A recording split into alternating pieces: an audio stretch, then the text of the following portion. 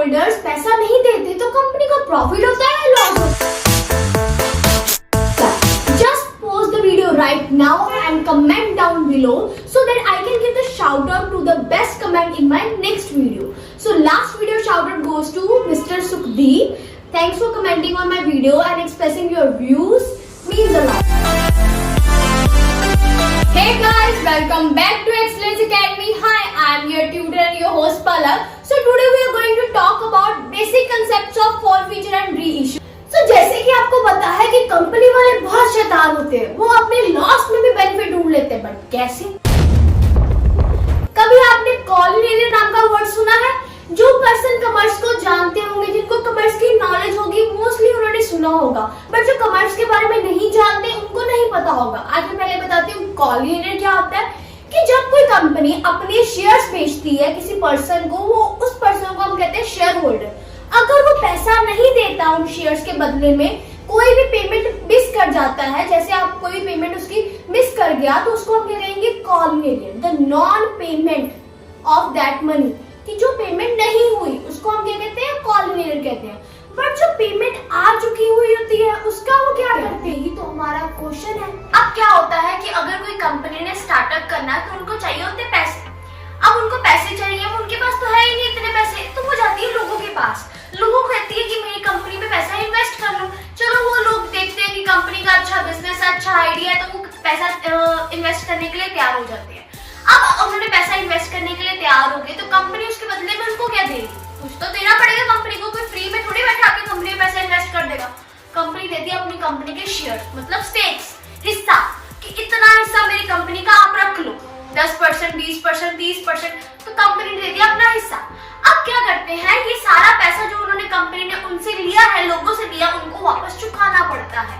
तो अगर उनको वापस चुकाना है तो ये उनके लिए थोड़ा सा डिफिकल्ट तो हो जाएगा। चलो, हो जाएगा, वो कंपनी की सिरदर्दी, हमारी सिरदर्दी है। हमारी सिरदर्दी की बात है फोरफीचर पे, जो हम बात कर रहे थे। तो अब कंपनी ने उनसे लिया है पैसा जो उनको वापस देना है, तो वो पैसा आता है इंस्टॉलमेंट्स में या लंप सम में, दोनों केसेस में आ सकता है, या तो सारा आ सकता है या तो टुकड़ों में आ सकता है। जब पैसा आ रहा है टुकड़ों में, इंस्टॉलमेंट्स में पैसा आ रहा है, तो कुछ इंस्टॉलमेंट्स वो पर्सन नहीं देता, तो जिस इंस्टॉलमेंट को मिस कर देता है, वो नहीं दे पाता, तो कंपनी के पास राइट है जो इंस्टॉलमेंट्स आ गई है उनका पैसा अपने पास हड़पने का, कि मैंने ये पैसा वापस ही नहीं करना। क्यों? क्योंकि उसने मेरी पेमेंट ही नहीं दी। अगर उसने पेमेंट ही नहीं दी, उसने कॉल इन एरियर कर दिया, तो मैं वापस पैसा क्यों करूं? That is known as forfeiture, cancellation of shares, not that money। कौन सी मनी? कि जो उनके पास आ चुकी हुई है, जो पैसा उस पर्सन ने हमें दे दिया होगा, उस मनी को हम क्या कर देंगे? कैंसिल कर देंगे, कि कंपनी कहती है मैं ये पैसा उनको वापस नहीं करूंगा या नहीं करूंगी, मैंने ये पैसा वापस ही नहीं करना। तो यहीं से तो बनता है फोरफीचर। अब फोरफीचर कैसे इशू होता है? फोरफीचर इशू होता है दो तरीकों से, with securities premium and without securities premium. Securities premium को समझने के लिए आपको पहले तीन चीजों को समझना जरूरी है। वो क्या? Par, discount and premium. Now what is par? Par क्या होता है? जब कंपनी जो उसका वैल्यू होती है, फेस वैल्यू होती है, उसी वैल्यू में शेयर्स इशू करती है, उसको हम कहते हैं पार वैल्यू। बट जब कंपनी उससे कम में इशू करती है, उसको हम कहते हैं डिस्काउंट वैल्यू, और जब उससे ज्यादा में करती है तो उसको प्रीमियम। कंफ्यूज हो गए होंगे कि अगर 10 वाला शेयर 10 पे होगा तो पार वैल्यू, अगर 10 वाला शेयर 8 पे होगा तो डिस्काउंट, अगर 10 वाला शेयर 12 पे इशू होगा तो प्रीमियम। So simple. जग घूमिया थारे जैसा न कोई। शेयर कैपिटल को करते करते बच्चों का तो जग ही घूम जाता है, मतलब माइंड ही घूम जाता है। अगर आपने अपना माइंड नहीं घुमाना तो मेरी वीडियो को ऐसे ही देखते जाना। बात करते हैं हम की प्रीमियम। दो तरीके से हमने बात की थी, पहली तो थी विदाउट प्रीमियम और दूसरी थी विद प्रीमियम। अब विदाउट प्रीमियम और विद प्रीमियम में क्या डिफरेंस है? फोरफीचर में बहुत बड़ा डिफरेंस है। अब कुछ एंट्रीज ऐसी होती हैं जिसमें कॉल इन एरियर प्रीमियम वाली चीज पे आता है, बट कईयों में कॉल इन एरियर प्रीमियम वाली चीज पे नहीं आता। अब प्रीमियम वाली चीज क्या है? जैसे मैंने आपको बताया था, पेमेंट्स क्या होती है इंस्टॉलमेंट्स में। अब किसी भी इंस्टॉलमेंट में अगर प्रीमियम है और उसी पे कॉल इन एरियर है, तो प्रीमियम डलेगा फोरफीचर की एंट्री में। बट अगर किसी में प्रीमियम तो है बट उसमें कॉल इन एरियर नहीं है, तो वो फोरफीचर की एंट्री में नहीं आएगा। जब आपको इसका प्रैक्टिकल समझाऊंगी तो आपको क्लियरली ज्यादा समझाऊंगी। अभी आप इतना ही समझ लो कि प्रीमियम सिर्फ दो तरीकों से आएगा, एक तो विदाउट के, एक विद से। अब तक तो बात कर रहे थे फोर फीचर की, बट अब बात करते हैं री इशू की। अब री इशू क्या होता है? री इशू वो चीज है कि जब जो कंपनी उनसे वो शेयर्स ले लेती है, जो कैंसिल कर देती है, उनको आगे कर देती है, सेल कर देती है। बट ये कंपनी सेल क्यों करती है? अब आपने कभी देखा होगा बैंक्स में कुछ ऐसा पैसा भी होता है, रिजर्व किया जाता है कि वो हमारे फ्यूचर में बचाने के लिए, फ्यूचर में अनसर्टेनिटी के लिए।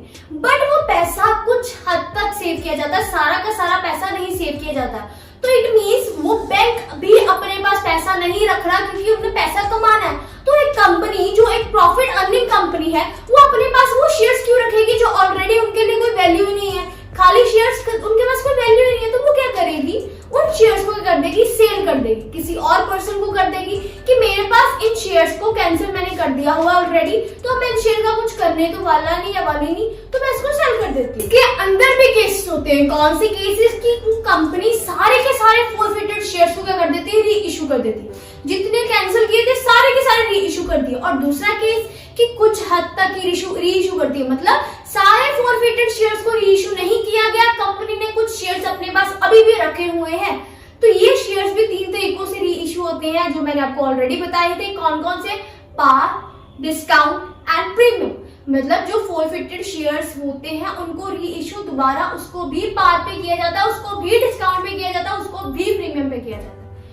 वो पार पे क्यों इशू करेगी, वो डिस्काउंट पे क्यों इशू करेगी, वो प्रीमियम पे क्यों इशू करेगी? इसके पीछे बहुत बड़ा कारण है, that is demand and supply. ये दो मार्केट फोर्सेस डिसाइड करती हैं ये सारा फंडा।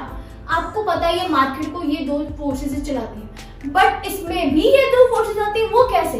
कि जब कंपनी को जरूरत है ज्यादा पैसे की, कंपनी के पास पैसा नहीं है, कंपनी लोडमंद है, कंपनी को जरूरत है, तो वो अपने शेयर्स को डिस्काउंट पे बेचने के लिए भी तैयार होती है। और जब कंपनी के शेयर्स अच्छी चल रही है, कंपनी के शेयर्स की वैल्यू बढ़ रही है, तो कंपनी उसको बढ़ा के बेचेगी, तो वो प्रीमियम पे बेचेगी। और जब कंपनी मिडल में चल रही है, कंपनी ज्यादा मतलब लॉस में भी नहीं है और प्रॉफिट में भी नहीं है, तो वो उसको पार वाले को पार पे बेच देगी। तो इट मीन्स ये तीन तरीके होते हैं अपने शेयर्स को बेचने के, par, discount and premium. I know आपको कुछ वर्ड्स को समझ में डिफिकल्टी आई होगी, बट अगर आप मेरी वीडियो को ध्यान से 2-3 बार देखोगे तो आपको समझ आ जाएगा ये चीजें होती क्या है, फोर फीचर क्या होता है, री इशू क्या होता है, शेयर होल्डर्स क्या होती है, स्टेक क्या होती है। अगर आप इसको ध्यान से समझोगे तो आपको वीडियो क्लियर हो जाएगी। ये थे कुछ basic concept of share capital, that is four feature and re issue, जिसको मैंने इजी तरीके से बताने की कोशिश की, आपको रियल फंडा बताया, जिसमें ये सारा कुछ बताया गया कि कंपनी का बेसिक फंडा क्या होता है। ये आपको कोई और टीचर नहीं बताया, इसलिए मेरे वीडियो को एंड तक देखा करो और कंसेप्ट्स को समझने की कोशिश किया करो। I hope you like my video and don't forget to like, share, subscribe my channel and comment down below. So be safe, be nice and stay